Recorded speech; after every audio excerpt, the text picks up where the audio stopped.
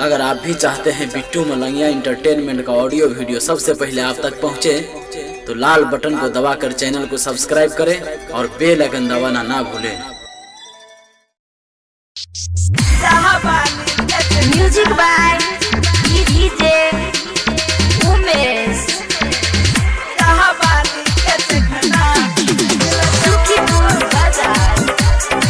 अखन अपने सब सुन रहा छी बिट्टू मलंगिया इंटरटेनमेंट के।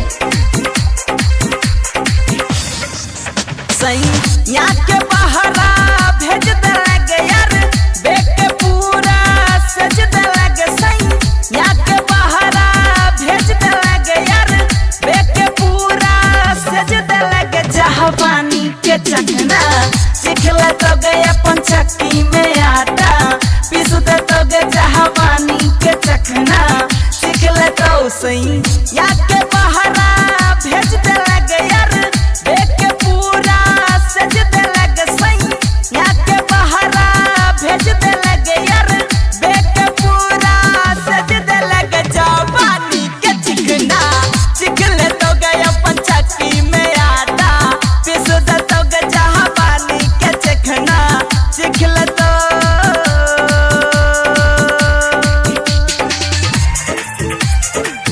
डीजे बिट्टू मलंगिया मधुबनी। जहानी के चिकना चिखले तो